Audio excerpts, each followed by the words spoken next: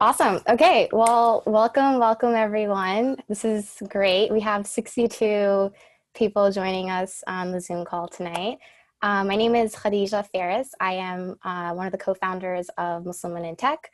For those who don't know, Muslim Women in Tech is a nonprofit that started off in the Bay Area around spring of 2018. So we began in the Bay Area, and now we've expanded nationwide. We're a group of over 1,400 Muslim women who are working in different careers within tech. We have software engineers, product managers, UX designers, basically everyone. So we're super excited that you're deciding to spend your Thursday night with us tonight. And to hear from our amazing panelists. So I'm going to pass it over to Shazia Mansouri, who is our moderator for tonight.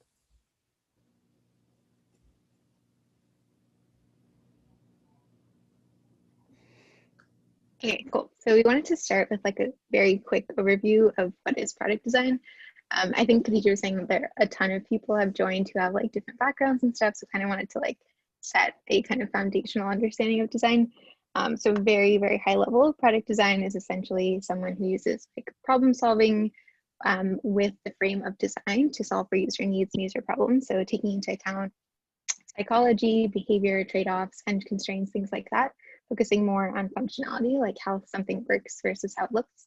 And on the right are other ideas of kind of who you'd work with as a UX designer, what other types of UX you probably interface with as an interaction or product designer. They're kind of all the same thing. Cool. And then I thought this would be helpful as kind of framing what designers do all day. I think it's a question that comes up a lot, like, what do you do all day? Are you designing? Are you drawing? So this is an overview of kind of the types of people that we collaborate with. So in green is kind of different types of cross-functional partners like engineers, researchers, UX writers, legal, marketing, policy in different situations. So working with an engineer and kind of bug bashes, or working with PMs, looking at metrics and things like that. And then in purple is kind of these core parts of being a designer. So having a design studio, design crit session where you guys do feedback and kind of grow as a designer, get feedback in your designs. You might present in different types of forums like UX reviews or product reviews. And then you have your UX team that you do stand up with and learn more about kind of what everyone else is working on.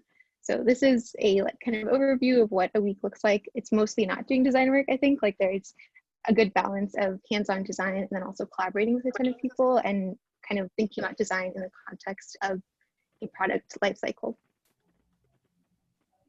Cool. So we're going to start with intros. I think it would be helpful to go like left to right maybe. So I can start. I'm Shazia. I'm a designer at Google. I'm a new grad. I just started last year. Before I was a full-timer, I was an intern at Google. And before that, I was interning in media companies and design agencies. My background is more kind of like HCI. So I went to Rutgers, studied information design, information science, some UX design stuff, and then cognitive science and business. Then we can start with maybe like Samiha, Kareem, and Maheen.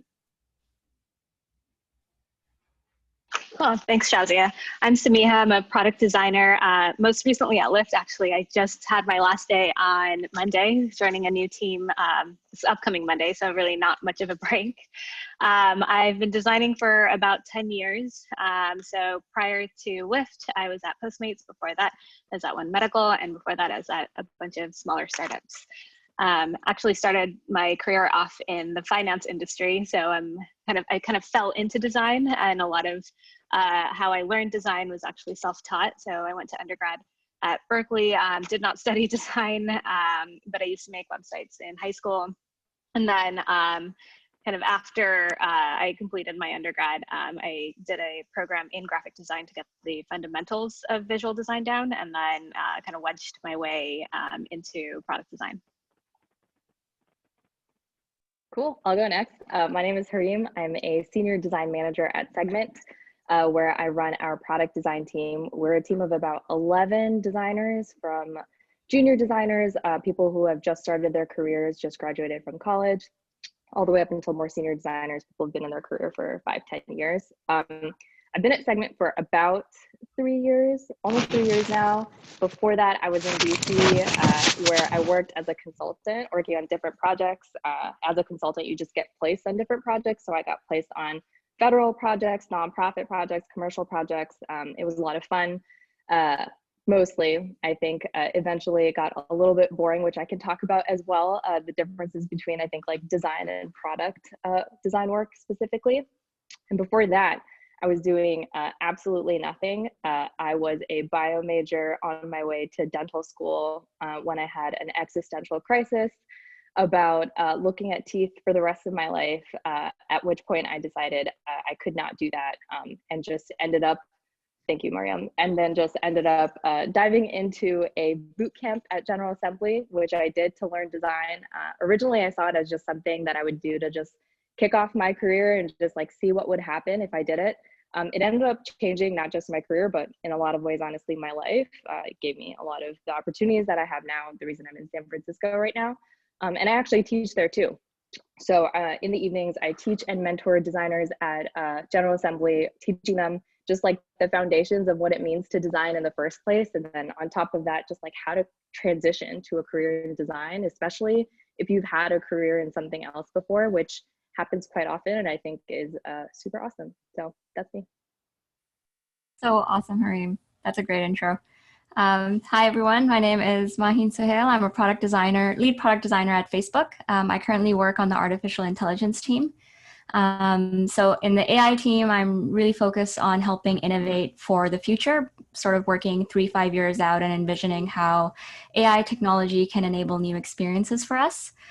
Prior to this, I was working over at Oculus, where I worked in the VR org for about 3 years, helping build social VR experiences. And again, imagining what the future would look like when all of us are, trying to make use of the technologies that are being developed. So as you can tell, I'm very involved in the space of future tech and technology.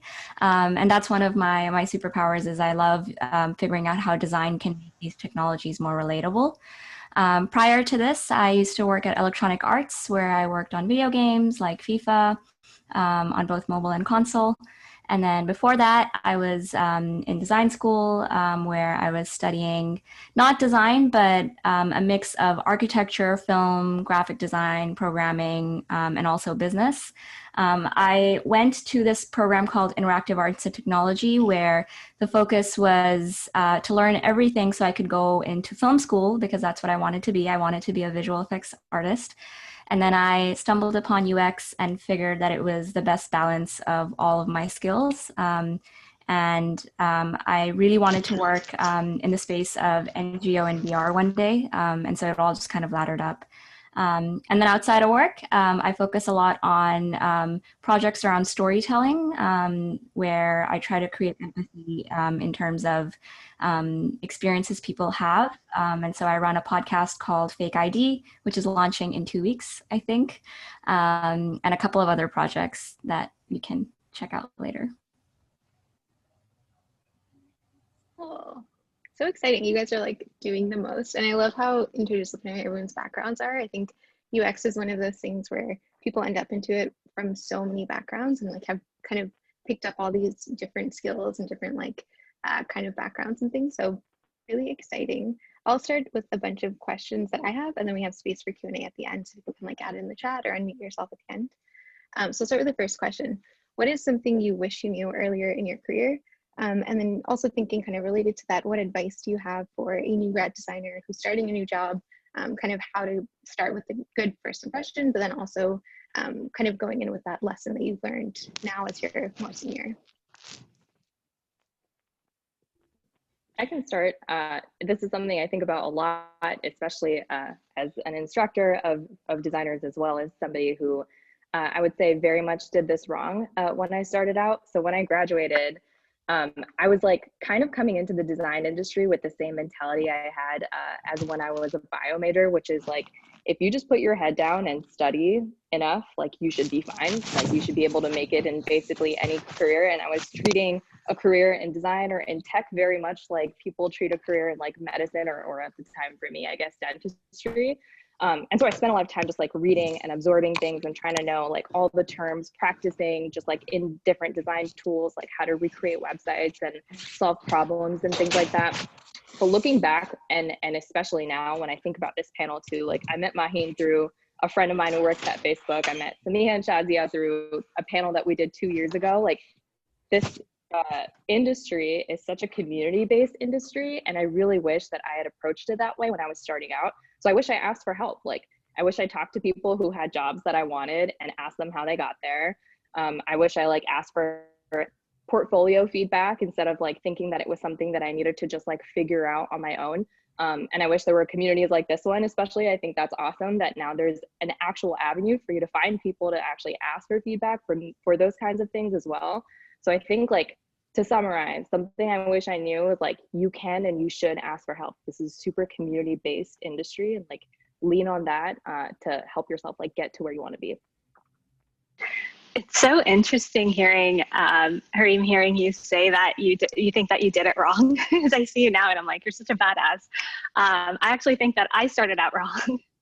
And so I mentioned I kind of fell into design, and so I didn't study design in school at all. Thought I was going to go into tech policy. Ended up going into finance as my first job, and then kind of had to self-teach myself design. So if I had I kind of had like if I could time travel, if I had a time machine and I could go back 10 years, I think what I want to tell my younger self is to really find and value kind of mentorship.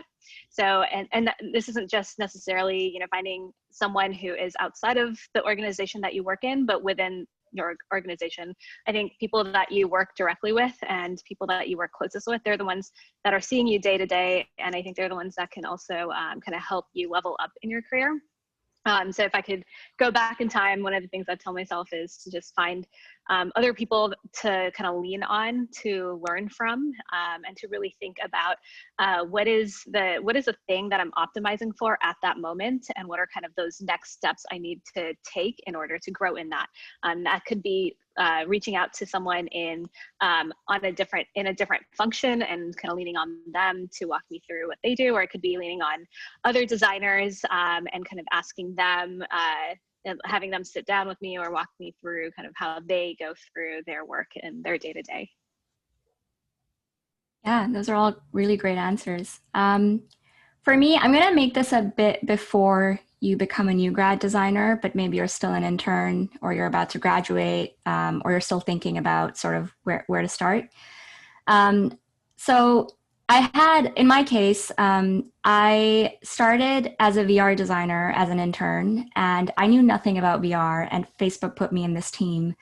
And they were like, yeah, no, we think you'll figure it out. And it was extremely stressful because I had never used VR before. I had never opened Unity, which is the programming tool for VR. And there were no tools back then. Like, this was many years ago where no tools existed to do 3D design, or to figure out how to prototype for 3D, or even to know what to build for VR. So it was extremely stressful to learn on the job the tools, this new space, and to be able to create. And so the thing I wish I knew early in my career, maybe even before going to my design career, is do not underestimate what you can learn at school. Like, you have all the time and space to learn, all the time and space to learn. And when you're at work, right, when you're working full time, to learn at the same time as executing high quality work and all the other things that come along with it, it's really, really hard. So don't underestimate how incredible it is to be in that space. And to take that a level further, I would actually say that while, yes, you want to graduate with your degree and you want to get that whole thing under your belt so you can graduate on time, really focus on the classes that can help you achieve what you want to achieve, whether it's exploring things like even policy or psychology or these other spaces that could help you become a better designer. Or maybe you're trying to learn ethics and you want to understand better how the world works. These things are really fundamental. And I wouldn't actually focus so much on design in design school, because you'll have the rest of your life to focus on that. Like, learn that, but also focus on other things, because I think that the thing that took me further in my career was all the other random stuff that I did, all the other random skills that I built that helped me become a stronger designer over time. I really love that point about ethics, especially. I think we can all like recognize how important ethics are within tech and also design, and designers equipped to understand how that plays into your day-to-day, like with wireframes and prototypes and research sessions, how to really think about things on that level that you might not actually interface with every day. Cool. The second question. So can you share what you felt your biggest wins were in your career, like moments that you were the proudest, either of something you worked on or kind of like personal growth, the way you've seen yourself change? And related to that, do you have advice on how to self-advocate and self-promote? I can start with Samiha, maybe I'll like call out so we can structure. Yeah, sorry, it takes a little while for me to unmute because I'm actually on my iPad.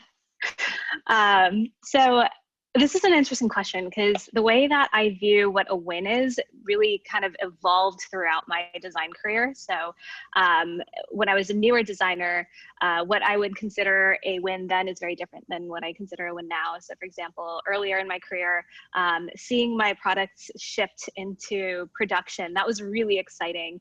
And it was really exciting to kind of see people use it. And so at that moment, that was kind of what I considered a win.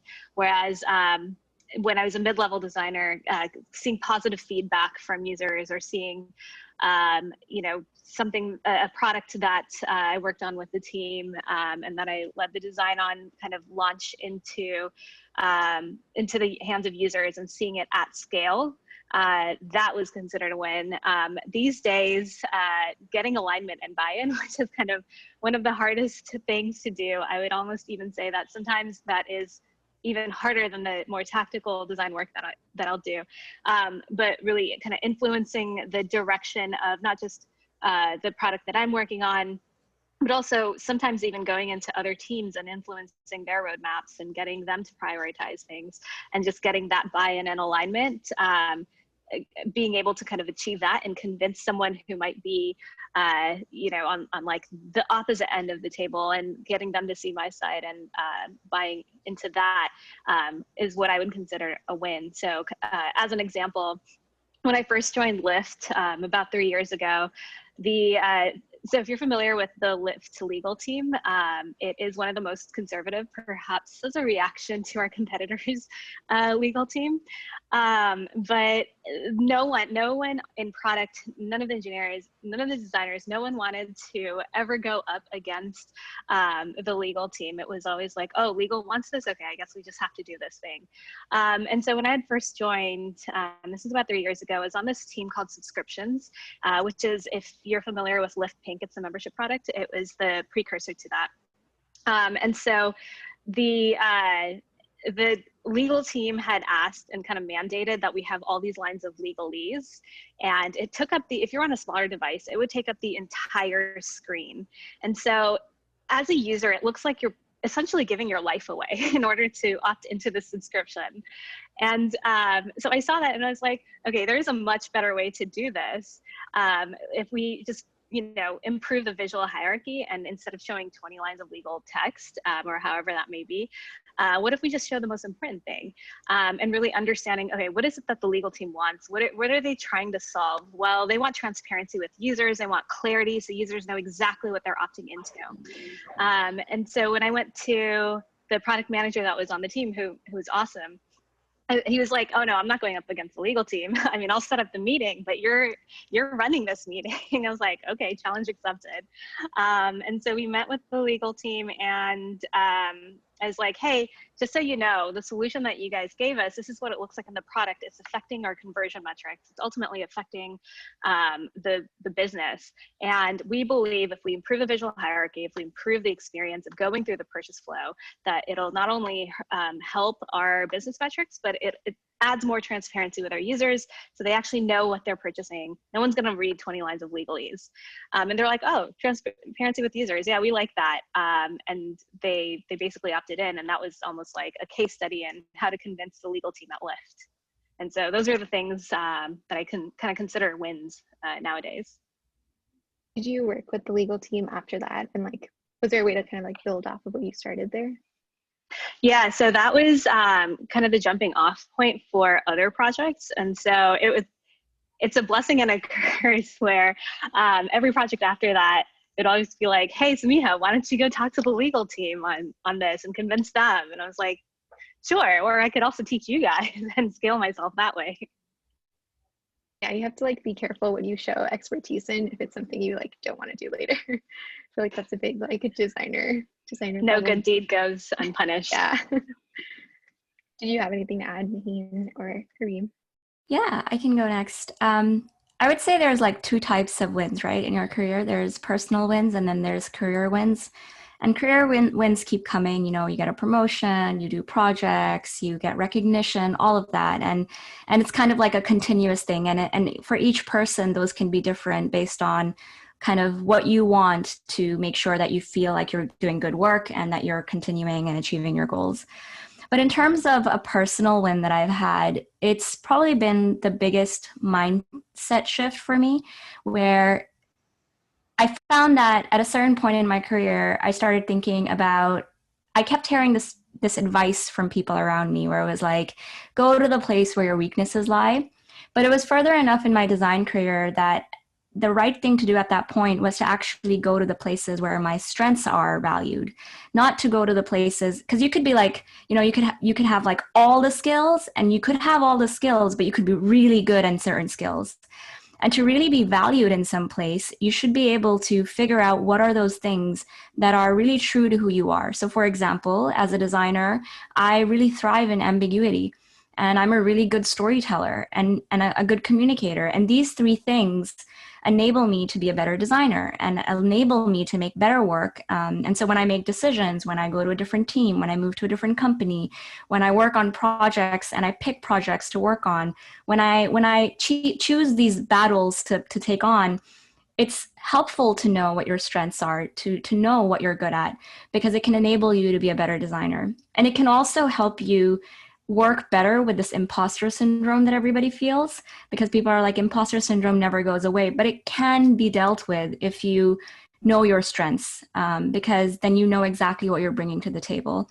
And I say that I would think like the biggest win that has enabled me to do is I find that most of my biggest wins are related to not holding back during meetings. I find that a lot of people hold back during meetings when there's like a concern, when something is going off, something's going wrong, and unable to really like sort of because it's a hard balance to play, right? Where you want to make sure that everyone gets along and everyone understands, and you're not being maybe too adamant. And you know, being a female, people might say certain words, but at the end of the day, like everybody wants the product to work, everybody wants it to be good, and it's okay to have a healthy discussion. And so I would say that my biggest wins are places where, you know, maybe my manager said something around privacy for women that, you know, didn't seem right to me at all. And, you know, we went back and forth and I was like, hey, I think that's a completely wrong decision and we should talk about it. And kind of going back and forth and making sure that your voice is heard so you can do your work better. I think all of my biggest wins are around places where those friction points existed and I was able to make an argument for or push for things given my strengths. Yeah, I think those are great answers. The only thing that I would add to that, because I really love this framing, is like wins instead of as like pivotal points in your career, that like that promotion specifically or that new job is like thinking about wins from a different perspective. Like for me, I like to think of them in terms of just like the things I've learned along the way that have just helped me get to where I am. I think like for me, the big thing that I'm getting more comfortable with, I think the older that I get, is just the fundamental belief that like I don't have to sacrifice anything to be in this field about who I am, which I think is especially important as like Muslim women. Like you don't have to give up any part of what makes you like good in that piece of your life and good at work. And I think that that is something that we often feel like we're at odds with each other, but really are not. And I think that's how you win in both ways, like personally and professionally, in the ways that are important to you and your values, and also at work. So I would just add that. I love that framing of like different types of wins at different stages, and then also like different types of wins related to your career or identity, like the way you're representing yourself or showing up. Cool. I think I have a question kind of related to that later. So my next question is about managing up. This is something that I hear a lot of, kind of like the key to good career development is managing your manager, kind of asking for what you want, organizing your own career through your level, wherever you are. So I was curious if any of you guys had like taken this approach in your current role, in your experience as a designer, and what are some like tangible, tactical ways that we can do this to manage our manager and have power even when we're at like a junior level? We can start with Maheen. Yeah.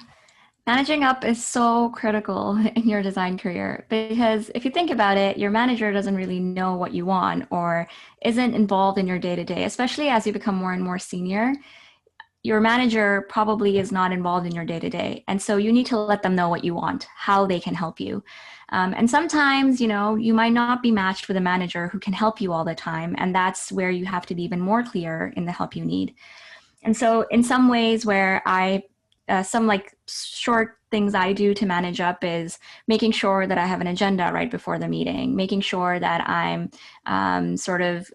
posting or emailing or sending constant updates to my manager about the work that's being done, being really clear about my career goals, like, hey, I want to be promoted in a year. And I feel like not enough people do that, especially women. Not enough women do this where they're like, oh, well, when I'm ready, I'll get promoted. No, it's like, you want to get promoted in a year? Are you willing to put in the work? If so, then let your manager know, because you might be working really hard in the background and it might just all be gone to waste if another person was communicating their needs. So it's really, really critical to manage up, because at the end of the day, your manager is also a human, and that clear communication is really critical for them to help you as well. Yeah, it's plus one, what Mahi mentioned. You're never going to get what you don't ask for. And I think, you know, when it comes to your career, it's not something that you want to be timid about. Let your manager know what areas you want to grow in, and how you want to grow, and kind of what the next steps are that you want to grow into. And as an example, one of the skills that I wanted to acquire while I was at Lyft was to work on products that were kind of considered brand products, they're a little bit different than traditional kind of product heavy projects. So they sit at the intersection of product design and brand design. And it's essentially taking in brand experiences and interspersing it into the product in a way that's not distracting, where the user can still get their job done. And so that was a matter of letting kind of my intention known to my manager and letting them know, hey, this is what I want to work on. This is an area that I want to grow in, and I want to take my existing skills and merge it into this. And she actually found a space for me within the team and a project that was kind of starting. And because I communicated to her that this was an interest area of mine, she actually came to me and was like, hey, we're prioritizing this stream of work for the next half. So with similar to, I think, maybe Facebook as well, we'll plan on a half yearly basis. So she was like, we're prioritizing this on for this half. And it's this project where you will get to work on a lot of brand heavy experiences within the product. Is this something that you'd be interested in? And I was like, yeah, of course. That's exactly kind of the muscle I wanted to strengthen. But had I not shared that with her, it is possible that someone else might have been tapped to get onto that team.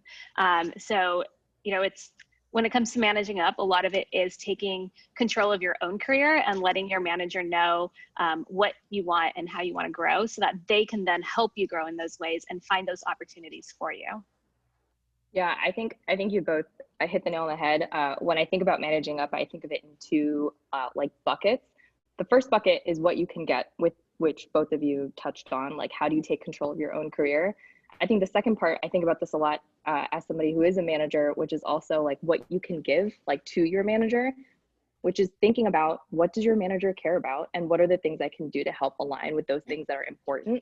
I think the people who report to me who are like the smartest about this think about the things that I care about and start to align themselves with that work, so that the case for whether it is a promotion or a new project or growing into a leadership role becomes kind of a slam dunk. And I try to do that a lot with my manager as well, which are like, what are the big strategic priorities or things that he cares about that I can take off his plate and start to grow really naturally into that role. So I would think about it both ways, both what you can get from your manager, but then also what you can give as you grow into a more senior role too. I would plus one that 100%, because I think if you think about the role of your manager, and I would love to hear more of Hareem's perspective on this from a manager perspective, but it's essentially to scale themselves through their direct reports. So the more that you're able to kind of scale your manager through the work that you're doing, the more successful they get, and the more they're able to help you get the visibility that you want.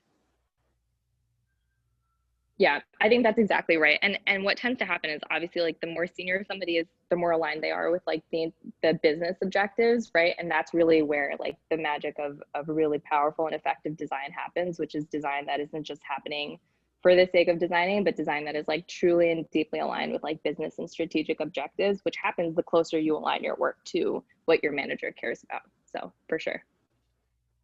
Kind of related to that, I think what some designers struggle with within tech companies or product companies is figuring out what those business objectives are. I think sometimes you're like deeper into the design work or deeper into the feature work, they don't really see that bigger picture. Were there ways that like you found really useful, Hareem, of understanding those business objectives and then making sure that your work was aligned to something where you could like see the strategy and kind of like see what the bigger picture was? Yeah, so first I used to read like management books and articles way before I became a manager, because I was like, what is my manager thinking? And like, how do I instep myself into their brain? And it helped a lot, because I was like, I never actually stopped to think about what things were from their perspective. Chances are, if you're an individual contributor designer, you're hyper focused on the work that you are doing every single day. And very rarely are you thinking about like the big picture of like growing a team or aligning yourself to a business priority. So that's one, is like starting to think about yourself from the shoes of your manager. And the second is asking straight up. A lot of times when I have one-on-ones with my manager, I just ask him like, what is he most worried about? And then I just take that off his plate and I start working on it. And I think for me, it's really interesting because I get to try working on things that I would have never been able to practice working on before. Sometimes it's like as big as org planning or thinking about like financial modeling, stuff that's not traditional design work, but still very much matters, like the more senior you become in your career.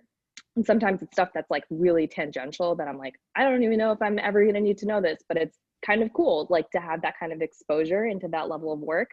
So I think this goes back to what both Maheen and Samiha were saying, but not being afraid to ask those kinds of questions. And like a one-on-one or the times you meet with your manager don't have to be only about like the things that you need. You can start to double click into their brain as well and start to understand like what are the things that they care about, that they're worried about, that you can start to work on and get your hands on too. I love that idea of like reading management books and trying to figure out what your manager is thinking. I think that's often like the new grad struggle of like, what are their goals? What are they thinking about my projects or like my work? Cool. Kind of related to that, one thing I was curious about is performance reviews. So I would love to hear kind of your first performance review, either in your role like at Lyft or Segment or Facebook, or just as a designer in general, kind of thinking back to the feedback that you received, the like positive feedback or like constructive feedback. How did you take it and how have you grown since then? Like what are some ways that you kind of took that and molded it and can see like your own growth over time or whatever it is that you're improving on? We can start with Hareem. Yeah, I know some of my friends are on this call and they know that I could talk about this topic literally all day. I have extremely passionate thoughts about especially the intersection of just like being a Muslim woman and performance reviews, which is kind of a weird niche thing to have an opinion about. But the idea is this, it's that like, you know, our whole lives we're really raised with the values about, you know, doing good in secret. And that is like a very Islamic value, right? Like when you donate money to someplace, you're not supposed to tweet about it later. When you get up and pray, you're not supposed to be like, text your friends and be like, hey, guess what I just did? Like, I just did this sick thing. And that's super awesome. Like our whole faith and tradition is really based on this idea that you're supposed to do good in silent. And that's beautiful. And it's such an amazing part of our tradition and our faith and our cultures a lot of the times. But then you transition to work, right? And Maheen kind of touched on this. And what happens is like you end up just doing amazing work in silence. And you end up doing this amazing work in silence, like patiently waiting to be acknowledged. I remember I used to be like, why isn't my manager noticing that I'm doing all of this stuff that I'm not saying that I'm doing? Like, why doesn't he just know that I'm doing it? Because like we're kind of raised with the idea that we're not supposed to advocate for ourselves or talk about ourselves or like the good and awesome work that we do in this way. So this is like, I think, super tricky. My first performance review I remember that I ever had was absolutely awful. Not that I was like a bad designer, but I just did not know how to talk about myself. And my manager was like, what on earth is this? And he was like pointing at all these places where instead of saying like, I designed something, I wrote, I think I did well enough on XYZ. Or instead of saying I would write we a lot, because it's really hard to take credit for something that you were doing, right? So you're like, we shipped this thing, instead of like, no, I did this. And so I think that this is like a struggle that lives especially uniquely with Muslim women or people who are from like the Eastern Hemisphere as a whole. Sometimes it even lives in just like introverts and stuff too. I think there's a lot of layers to this problem. But the number one way around it that I found so far is really just having people who can look at your performance review or look at what it is that you are writing for you, right? And so I try to at work, I will literally like send what I've written about myself to my coworkers and be like, can you look at this and just like let me know? And they'll be like, what are you doing? And just like edit it for me and start to change the we's to I's and the passive voice to active voice and all the subtle things that we kind of carry with us, which can be really, really hard to like move away from. And if you don't have that at work, it's totally fine. Like send it to a friend, send it to me. You have my information now. I will look over it. This is like the number one way that I think people tend to fall behind. They don't even know the language of self-advocacy, which is a very Western concept that I think we are all learning. But it's something that you definitely have to practice at before you get more comfortable with it, if that makes sense. I relate to that so much. I feel like my mom, every now and then she'll be like, okay, like stop achieving things. Like, oh, you're scaring me. And it's like, Mom, don't say that. Now you're jinxing it. Now I can't talk about it. Right. So it happens all the time. For me, luckily, my first few performance reviews, they were really positive. And so it was more like, just trying to like continue it. And I was eager. I'm like a person who like, I love feedback. When you're a designer, you love feedback, right? You're told feedback is like personal, but also not personal. And it's just for your own growth. So feedback is a gift, especially if you go to design school, you're so ready for that feedback. And even in my personal life, all the time, like give me feedback, I'll take it. It helps me. But that can also be kind of a negative thing if you're always totally open to feedback. And so, in the first few performance reviews, everything was great. Feedback came in, I was growing, I was learning. But it's been more recently that as I'm becoming more senior, that these performance reviews are getting tougher. And that's because when you're more of a senior designer, you are being more vocal about your thoughts. You are leading things more. And for the first time in my life, I'm starting to see the crazy, sort of opposing opinions in the feedback where people are like, you should speak up more. Whoa, she's like way too strong-headed about her opinions. They're just so contradictory. And I was quite, I guess, shocked when I saw that because I know exactly about those moments where that happened and I knew exactly where it was coming from. And for the first time, I had to like take a step back and be like, do I take both of those feedback in and try to like improve myself? But I couldn't improve myself because there were opposing opinions. And for the first time, it felt like it was purely like a female thing. Like it was like she's too stubborn in her ways. And it's like, but at the same time, you're telling me I don't speak up enough. Like, what is this, right? Be more clear, be more actionable. And so in that moment, the thing I had to do was I had to sit with my manager and say, hey, like, this is the feedback I got. I would love to take action upon it. I would love to improve myself, but I need you to help me understand where I can improve. Like, give me something actionable because this feedback isn't actionable. And my manager, she's a female, so she was very clear. She was like, you don't have this problem. And this feedback should not have been given to you. And so don't worry, like this doesn't apply to you. And you can clarify with the person, but you don't have to worry about it. So it's important that when you get the feedback, you also question, is this feedback actionable? Is this feedback actually helpful for me? Do I actually think it's true? And if you think it's not true, then like, talk to someone who is your mentor, someone who knows your work, your manager, so they can help you better understand if it is true or not true. Go in with an open mind, but also be an advocate for yourself as well at the same time. It's interesting hearing Maheen speak about her experience, because that's very similar to what I experienced as well, where earlier in my career, the expectations are different. It's people kind of know that you're learning, and a lot of the feedback may be a bit more tactical, where it's like, if you imagine product design to be these kind of three pillars, where it's interaction design, visual design, and product strategy, a lot of the feedback is more directly related to one of those pillars. Whereas now, the more and more senior you get, the more a lot of the feedback may conflict, but also the expectations that are put on you are a lot greater as well. As a more senior designer, you're expected to have a lot more scope. So that means not just focusing on kind of your project, but your entire product area, and being able to influence other designers and other cross-functionals across the entire org. And it's also a lot harder to, once you get to a fairly senior level, it's a lot harder to kind of make those jumps in your career. And so the type of feedback that you get, it does often conflict, where it's like, oh, you know, that I wish Samiha would speak up more, or I wish she would let others speak. It's like, okay, wait, which is it? This is conflicting. But sometimes some of the feedback may feel gendered, and this is where having a manager who is also an advocate for you is really helpful. So my manager at Lyft, who's awesome, she actually is now at Facebook on the WhatsApp team, but she was such a huge advocate for all of her direct reports.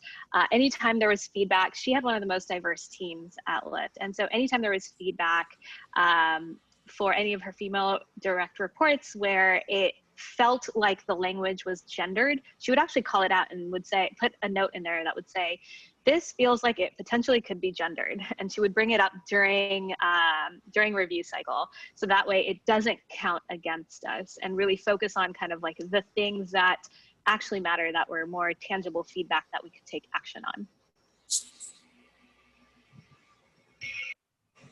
Really amazing.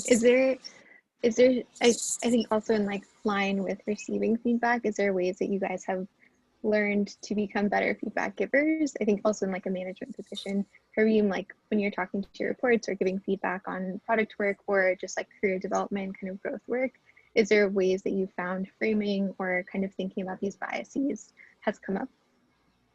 Yeah, I mean, first of all, I think what's cool about being a woman of color manager is like, I'm very aware of that, like going in, where I'm like, I'm not gonna go in and be like, yo, why are you being so quiet? Like, you know, and I think we need to make space and for different types of people. And then on top of that, everything I found gets exacerbated when you're remote. If you're quiet, you're quieter. If you're loud, you're louder. If you're like having diversity problems, that gets worse. Like, I think just, it's an interesting time, I think, to be thinking about this. The way I like to think about feedback as a manager is it uppercase F feedback or lowercase f feedback? Lowercase f feedback is like, hey, let's like talk through this design, like what's going on, and let's figure out a way to like make it better. It might be just something that's just like, this didn't go well, like let's talk about what didn't go well and how to make this better. Uppercase F feedback is where the tone changes a little bit, and you might be thinking about like, hey, is this person creating like a hostile environment for somebody else on the team?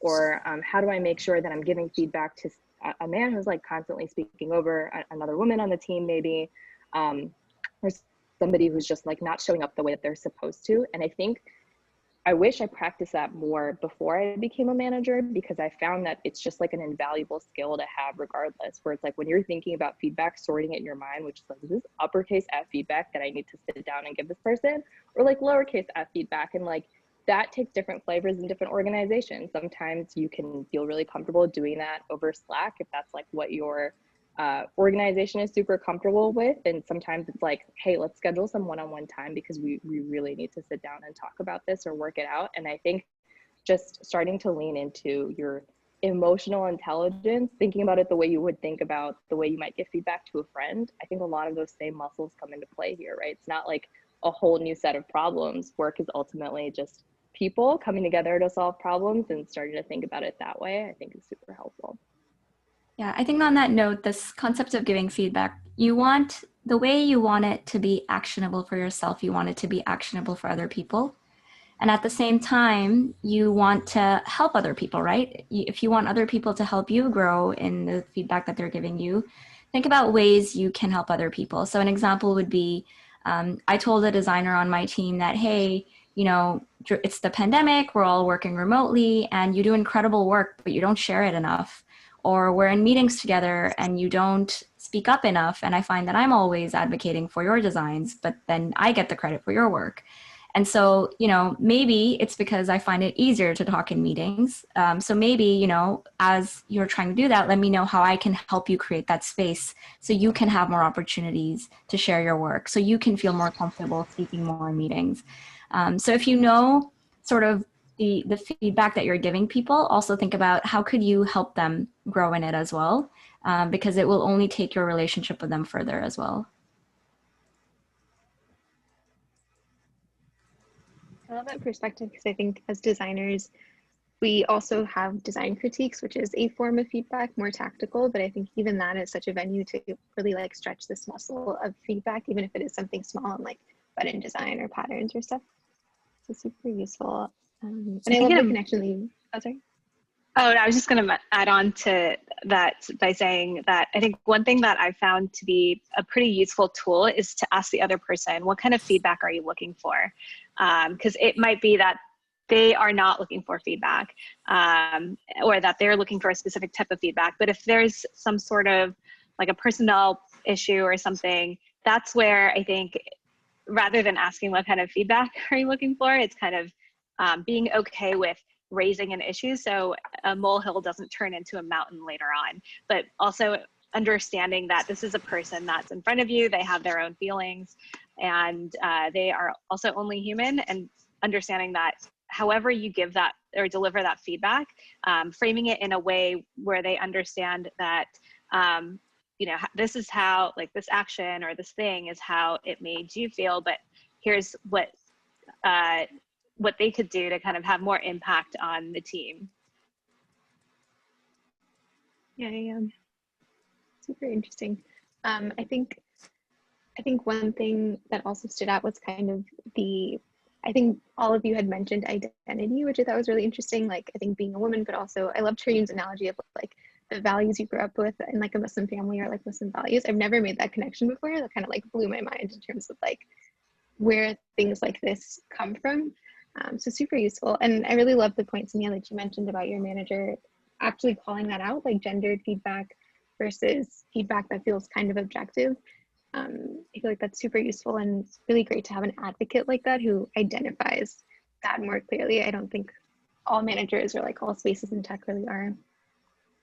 Cool. My next question is related to management versus IC paths. So at what point in your career did you decide between going down an IC path? So IC stands for individual contributor, being the kind of designer that's on the ground doing detailed design work. I was curious what influenced your decision on which path to take. And then also going from being managed to being a manager of someone else. Are there things that you've picked up on that you were like, I hate when managers do this, or like, this is confusing to me, I'm gonna make sure I don't do that, or I could have been better as an IC if I had taken this on, which I see from a management perspective now. I guess, like, how has that changed the way that you viewed the other side of the table? You can start with maybe me. Sure. This is a very relevant question for me right now because I'm literally in the middle of that shift. So I've been an IC for 4 years, and I've been thinking about going into management since the beginning of my career. I just knew I wanted to go into management, but it just never felt like the right thing. And it's this quote I heard, well, this mentor of mine told me, the way you know whether you want to be an IC or you want to be a manager is think about this. Do you like shipping people or do you like shipping products? It's really as simple as that. Do you like just making your individual product experiences and do design work, and are you really like in love with visuals and doing all of that stuff? Or at a certain path, do you like seeing people grow? Are you actually is it actually fulfilling you when you see other people grow and teaching other people and taking a whole team along and building a whole team? And I think that is so distinct, like those two different things. And so for the majority of my career, I definitely loved shipping products. It was very clear, like I wanted to be the person shipping that product and to be known for that product. But more recently, I've been mentoring a lot more people. I've been, helping my team figure out how to stay connected during the pandemic. I've been managing a few people, and I'm realizing that it's incredibly rewarding for me to see them grow, to be able to have more impact in the org through the work that the designers on my team that I'm working with or that I'm mentoring, seeing them do even greater work given the direction that I might share with them. And that's incredibly empowering for me. And so I feel like now, for the first time, I feel like now I'm actually ready for management, because I have had that mindset shift where I do enjoy that now and I do want to do that more. And for a long time, I used to think, why isn't it very clear to me? It's because I just wasn't ready. Like, I was too focused on myself and I wasn't able to think about other people. And the minute, recently when that shift happened, it's become more clear to me.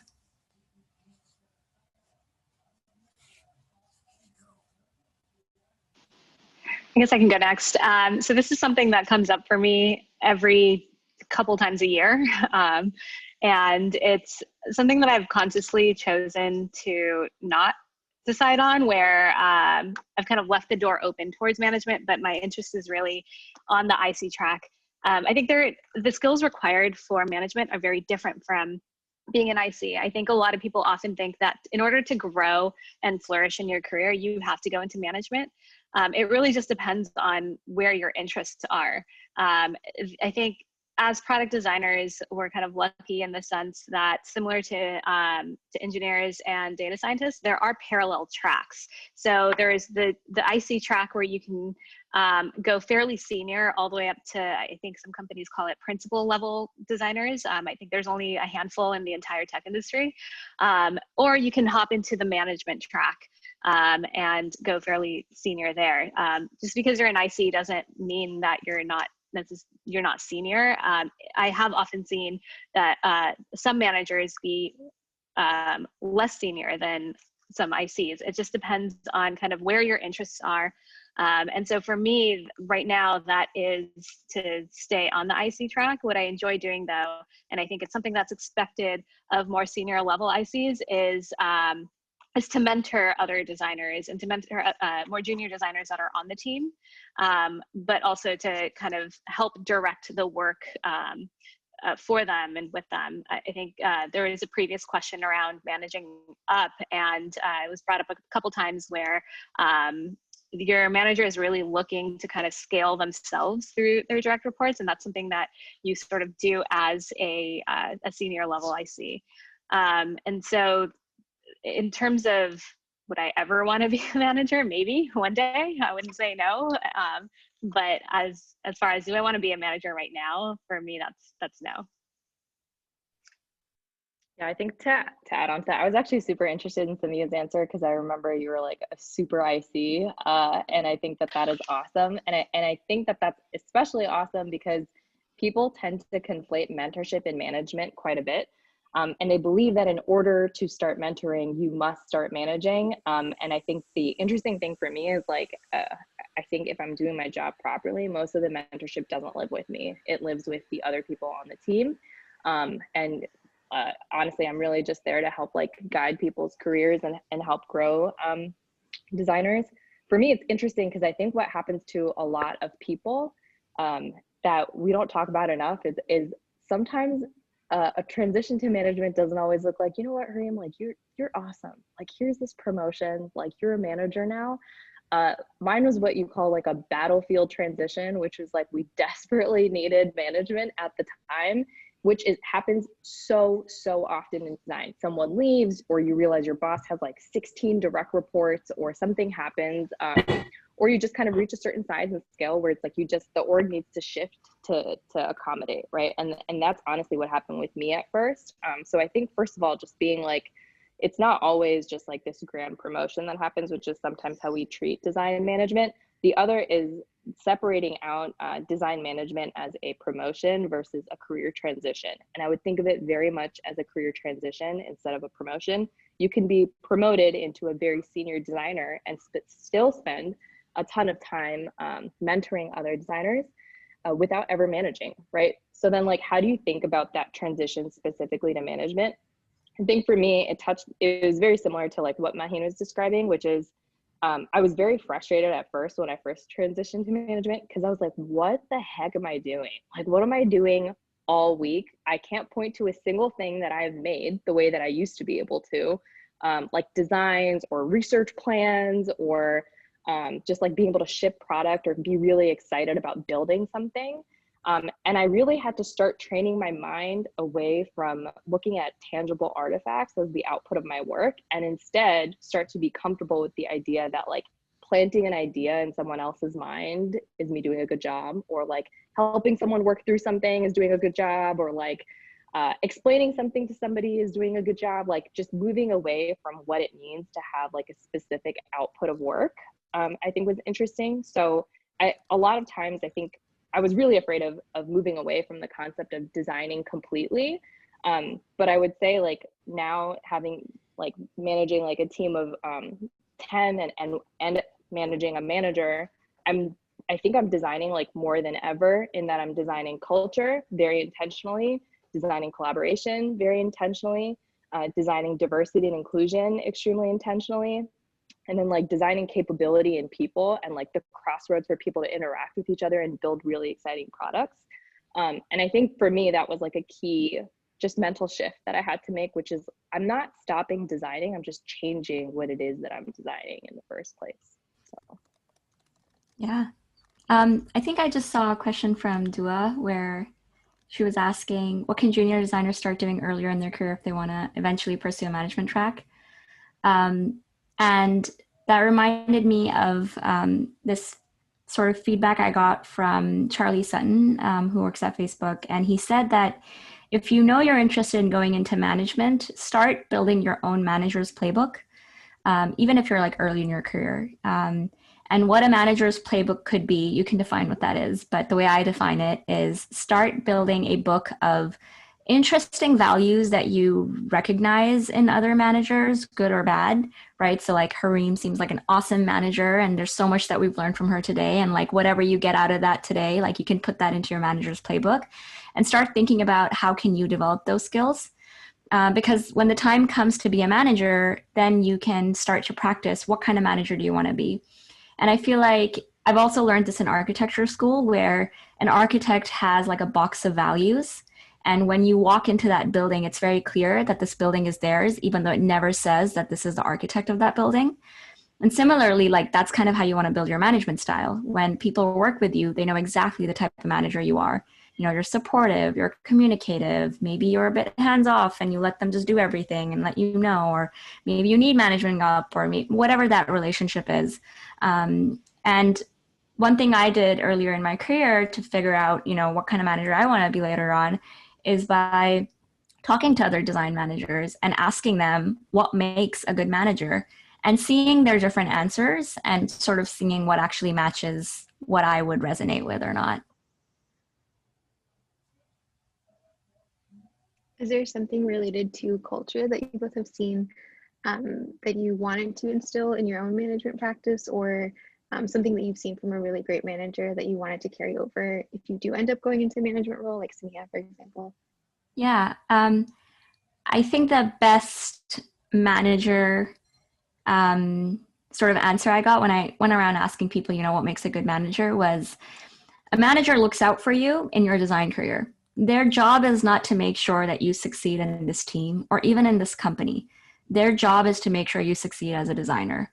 To me, that is a really great manager. Yes, obviously at the end of the day, like it's for their own benefit if you're doing great and they're promoted and stuff. But that's like, I don't think there's many managers like that are so selfless that they'll be like, you know what, I don't think you're a good fit for Facebook. And if you truly want to achieve that dream, like, let me help you get into this other company that might be better for you.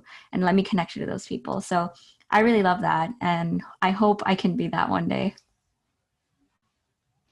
I think one of the things that I've seen for the different managers that I've had throughout my careers is that there's kind of three general pillars. So I mentioned earlier that for product design, there's three pillars. There's product strategy, visual design, and interaction design.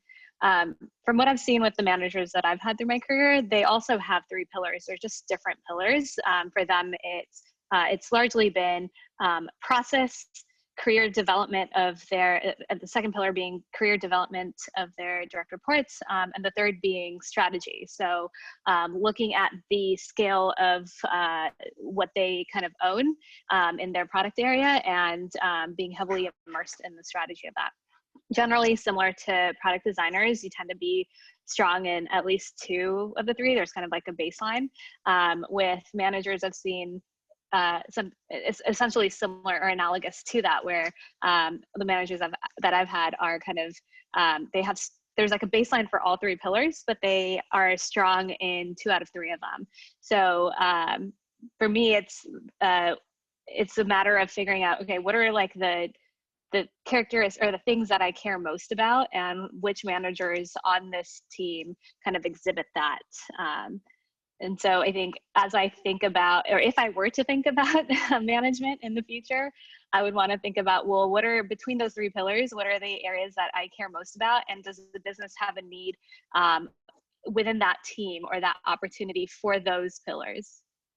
Yeah, I think that's spot on. And then also I like to think about it like Maslow's like hierarchy of needs. Like, is this team covered? Like, are we hired for every role that we need? Are people stretched thin? Are they burnt out? Are they like safe psychologically as well? And then like, are they happy? Are they strategic? And then at the very top is also like, are they having fun like when they work? Because you spend so much time at work, you better be having a good time doing what it is that you're doing. And I think that is something that has to be designed very intentionally as well, especially when you think about the ways in which people get more comfortable collaborating with each other, and retention as well. And I think that all of that is super important. And even going back to Dua's question about like how you transition to that career is like, look at that hierarchy of needs for your team. What is the stuff that you can start taking on? My manager approaching me for this role, like back then, I don't think it was like entirely an accident. It was largely because there were processes and things that I just started owning because no one else was owning them, right? And I was like, I just don't want this thing to break, and I cannot stand that this thing is broken. And like, you start to get the practice there, and it just starts to be more of a natural fit, which helps a lot too. Well, I think I have one more question, and then I think Khadija said there's a couple of other questions in the chat. The last question I have is, what's inspiring you guys these days? So outside of work, outside of your day-to-day design job, what kinds of things are you consuming or working on or doing outside of work? If you have recommendations on like books or content or podcasts or things that you're kind of taking in any kind of form, I think people would love to hear them. I really love this question. I was so excited to answer this when I saw the slides. So as the hobby, I'm an artist.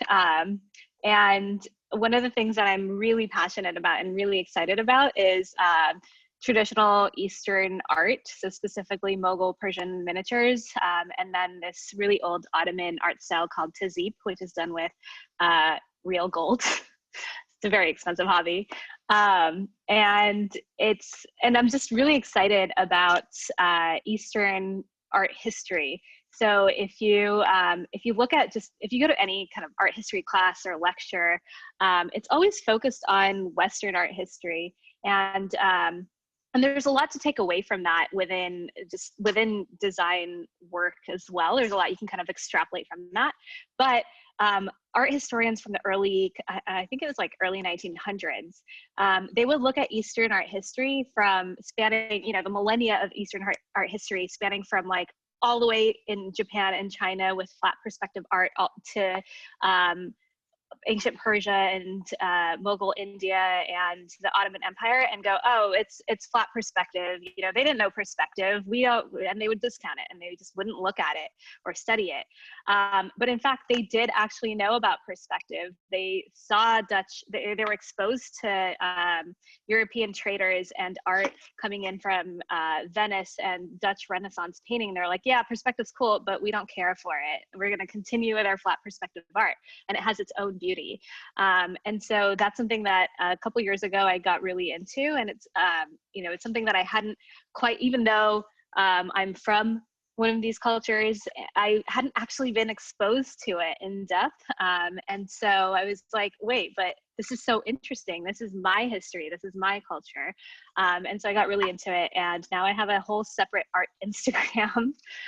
It's columnigraphy, if you want to check it out. It's the play on words, but it's like column, pen, agraphy, like calligraphy, but it's QALAM and then agraphy. But anyways, it's fun. It's something I'm excited and passionate about. And there's also a lot of really interesting lessons within Eastern art history and how they approach art that can actually be extrapolated into kind of design work, where Eastern artists didn't believe in drawing exactly what you see in front of you. They kind of believed in drawing it in a very philosophical sense. So if you look at a Dutch painting, you see clouds, you're like, oh, that's a cloud. Yeah, it's obviously a cloud because that's what I look at in the sky.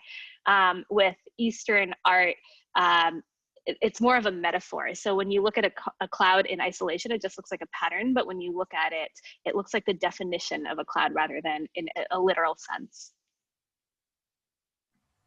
I mean, I'd love for you to teach us in art history class because it was so fascinating, and I want like a whole course on that. That's so cool. I have and I think I have a lot of very strong opinions about how Western art historians view Eastern art, like very strong opinions. So cool. I think Kareem dropped your handle in the chat. Yeah, I was just checking it out. It looks dope. Yeah. Thanks for sharing. So cool. I guess I can go next. So what's inspiring me these days is actually, it's going to sound really weird, but it makes sense. Trust me. It's just people, like the stories of people. And the reason that's inspiring me is because a year ago, I got really passionate about this topic of identity. I was working on identity systems for virtual reality and thinking about how can people feel safe in VR by sharing the minimal amount of information, but also enough so they can meet with strangers and feel comfortable. And then I started reading books about identity and started going deep into the research. And I realized that it's a topic that no one talks about, but a journey that everyone here goes through. And what I mean by that is we all have really complex identities, but in our societies, especially as Muslim women or Muslim women in tech, or even just like people from different countries, and maybe I grew up in Pakistan and in Canada, and now I live in America, but I love Japan. And whenever people hear all these complex things about me, they get really confused and they're like, why are you this way? Or like Pakistanis would say to me, oh, you're so Japanese. Or, if I don't wear a hijab and people find out I'm Muslim, they're like, oh, really? I would have never thought you're Muslim. And all of these phrases, I hate them because it's like, I just don't fit into your box of the identity that you think I should be. That doesn't make my identity anything weird or wrong. And so what I wanted to do was I wanted to make that a topic that is openly discussed, that identities are complex and they're really beautiful. And if we can all lean into our identities, the things that make us unique, our interests, our values, the decisions we make in our life, rather than the places that we grew up or the color of our skin, that we can learn a lot more about each other and celebrate that a lot more. But it's really hard to lead life and to listen to these things. So I've been talking to a lot of people, just like random people, and recording their stories and creating podcast episodes out of that. And it's been incredibly inspiring just to hear like the struggles that people had and the fake identities that they had to hold or what they're trying to be now. And that's been extremely inspiring because it's helping me navigate my own identity. And at the same time, it's also giving me a lot of sort of insights into how sounds can be used in really beautiful ways to sort of tell stories and to make people feel things. So that's been really fun to do in my side off time, I guess. Where can we hear your podcast? So the hope is it'll launch by the end of December. I am almost done editing all of them. So I'm really focusing on the experience of them. They're not the type of podcast where like you talk to a person for an hour and then you upload that. It's like I talk to people for 2 hours and then I edit like a 10-minute experience out of that where it's full of sound design and a narrative. And and there's like a takeaway lesson that connects all of them. So that's why there's like a lot of work involved in creating those narrative experiences. That's why I'm putting those together. So it's called Fake ID, and on Instagram it's Fake ID Podcast. So you guys can follow that, and you'll get like updates when it's starting to launch. I'm really excited for this podcast, by the way. Thank It sounds you. dope. I know. And then if you guys know anyone with interesting stories, or even you yourself, please reach out. Like, it doesn't even have to be interesting stories. My biggest struggle with this podcast was everyone has a story. So like, where do I start? Man, Cool. you And I guys love are that at this honestly time. like, oh, sorry, I was just gonna say, like, you guys are so, I'm like watching Selling Sunset season 3 and Indian Matchmaker, Same, and yeah. you guys are on Hey, I another love my level. trash television, by the way. You want to talk about Real Housewives of Salt Lake City? I got you. I'm your girl. Yeah, I need to start that, dude.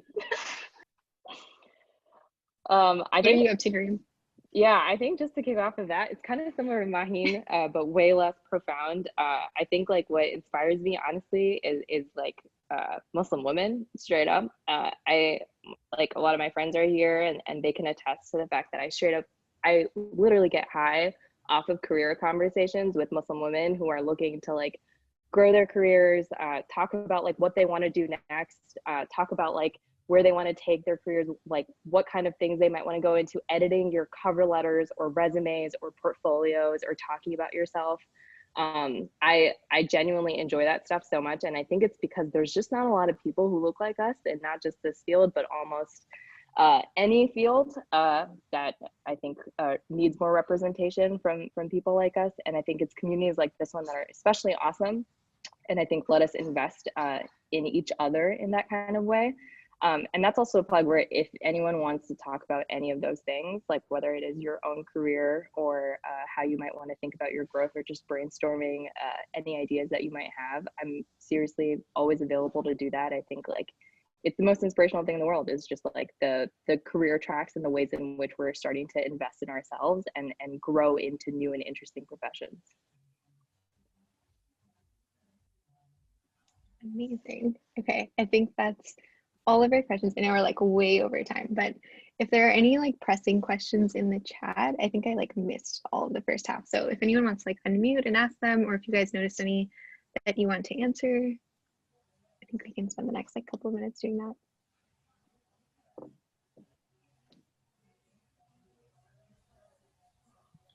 Could I ask a quick question? Thank you so much. This was really, really helpful. I guess my question is, as just being in college still and being interested in design, but not quite sure if I want to go down that route, what are qualities you guys think are important to have in someone who goes into design? And the second question is, what's the best way to reach out to any of you guys if we have any further questions?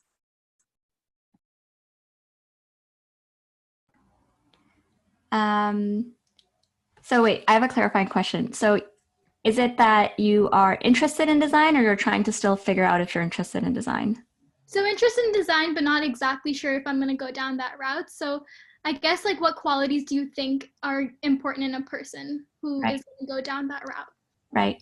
I think if you are going down that route, obviously like you want to start doing some projects, whether it's in your free time or if your school allows that, to have some portfolio pieces or some pieces where we can see, okay, you can think like a designer, you know what UX is, you know what product thinking is, you can do some sort of wireframing, and you're familiar with the tools that are out there. Like that's really the basics of what we're looking for in terms of can you do design? But I would say that if you're not too sure, you can actually continue developing skills that would be helpful in every field.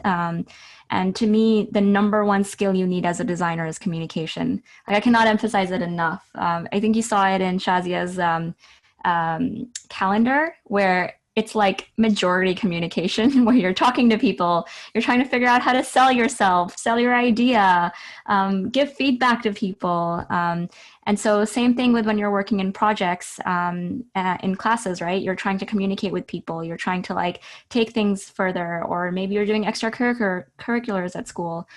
So I would say I look for communication and then how they actually communicate their design process as the two main things.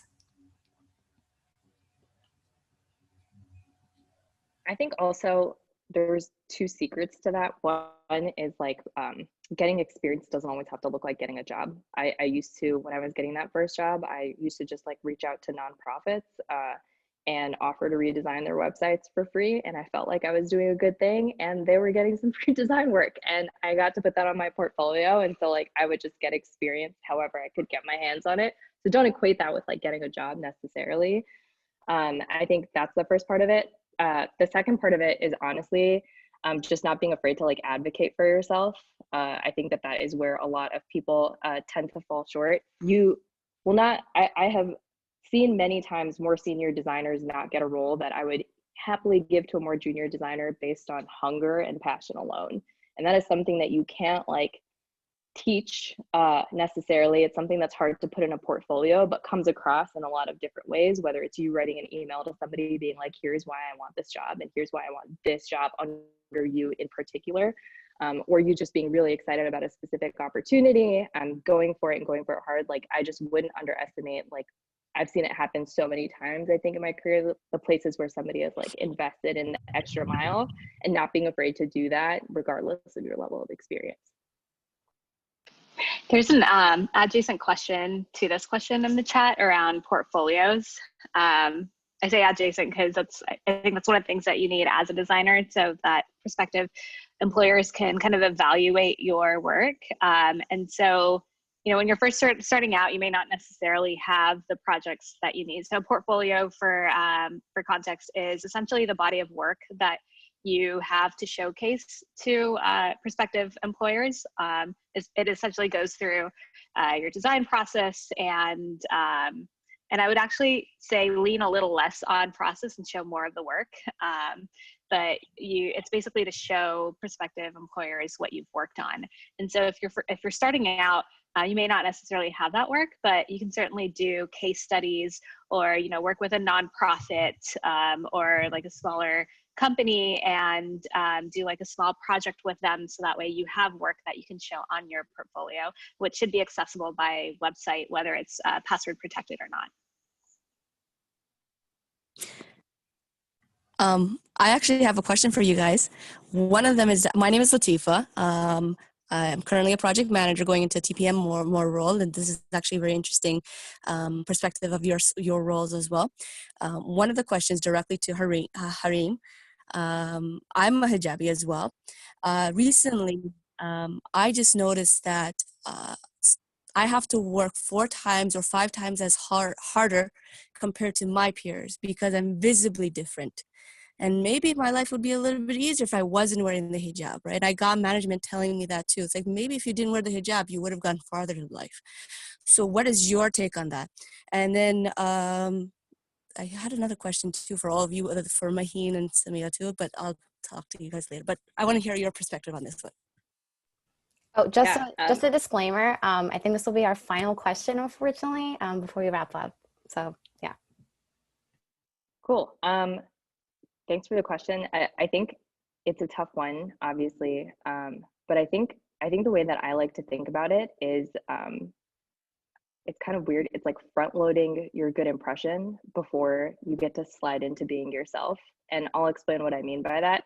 I mean, up front, when I start a job, and anytime I make a new impression with somebody new, like even that segment or abroad, I feel like I have to put my best foot forward, especially because of how I look, right?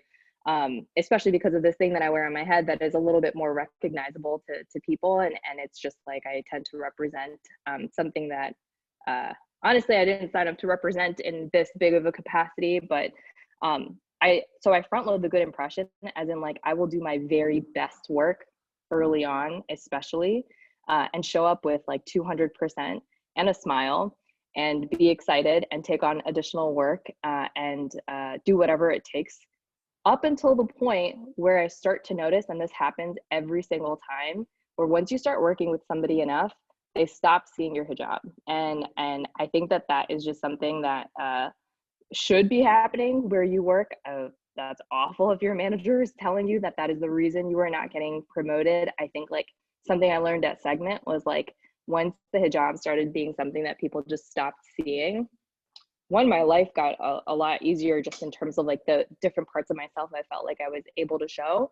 And two, I just like got more comfortable even talking about, yeah, I think it is also against equal opportunity. I also got more comfortable even talking about other aspects of my faith. So like when I started in Ramadan, and I did like 5 lunch interviews because I didn't want to tell anyone I was fasting, because I felt like I looked different enough that I didn't want to have to be like, oh, and I'm also fasting on top of that. And we do this thing where I have to like get up and go to a room for a few minutes and then come back later. And so I think it's just about thinking strategically, and everyone has their own way about doing it. But like thinking about how you might want to unwrap yourself to people. And some people just unwrap themselves all at once, where they're like, this is all of me and take it or leave it. But I'm personally, the way I approach it is like, let me show you that I can do this thing. And then let me show you that I can do this thing really, really well. And then I just like watch the hijab kind of like fade in the background to people. So for me personally, it's actually like, thankfully, like never really been a problem. It's never been something that's actually like gotten in the way between me and an opportunity. Makes things a lot easier at happy hours. Like no one's trying to offer me a drink, which is quite nice. I go straight to the tacos. But yeah, that's just how I think about it. I'm sure there's like probably better ways to think about that, but yeah. Cool. I know we have a bunch of other questions in the chat, but we do have everyone's Twitter handles that we shared, and this will be recorded as well. So feel free to reach out to anyone if you have more questions, if we can cover anything. These are also ways to stay in touch with MWIT, and Khadija can like share more on kind of the stuff they're planning for other career areas like UX research and things like that. But I want to thank everyone on the panel. This is super inspiring and so exciting. I think especially as a junior designer, having role models and kind of figures in the industry, I feel like tech as a concept feels there's so many like more ways we can be more diverse and inclusive and really like think about these things. But I think seeing a panel of like amazing Muslim women doing amazing work at all these places and having such a like sophisticated understanding of their design careers is really inspiring and really exciting. So thank you guys so much for joining. I want to thank you, Shazia, for moderating this panel. This was a lot of fun. So thank you, and to the entire Muslim Women in Tech team, especially Khadija, who was basically in touch with all of us on the panel. Yeah, this is a beautiful community. So excited that this exists. I don't know if everyone was like looking at the chat boxes, but like throughout the whole panel, like we've been just getting so many positive and like just positive comments from everyone saying like there needs to be a panel like this. Everyone's so open-minded. So thank you all for coming out and spending your Thursday night with us. Just for some backstory, so a lot of people were asking how they can get connected with y'all. Shazi, can you go to the slide before by any chance? Okay, cool. So everyone's Twitter handles are below. So if y'all want to follow them on Twitter, also I think Samiha has her Instagram linked there too, or all their side projects are actually linked there too. So like you guys can follow them on there. And then for MWIT, so we have a couple of avenues you can follow us in. You can follow us in our Twitter. Shaz, can you go to the next slide? So we post mainly on our Twitter and our Instagram, and we also have a public Facebook group as well. But which is really exciting, on Monday, we just released our membership form. So you guys could head over to muslimwomentech.com/join us, where you can finally participate in our community, and we can send out a newsletter and like just inform you guys of all future events coming up. So thank you so much, our panelists today. And thank you so much, Shazia, for moderating as well. Thank you. Okay, awesome. Exciting. Cool. Okay. I guess we can end it here then. Okay, bye guys. Thank you so much. Bye. Bye.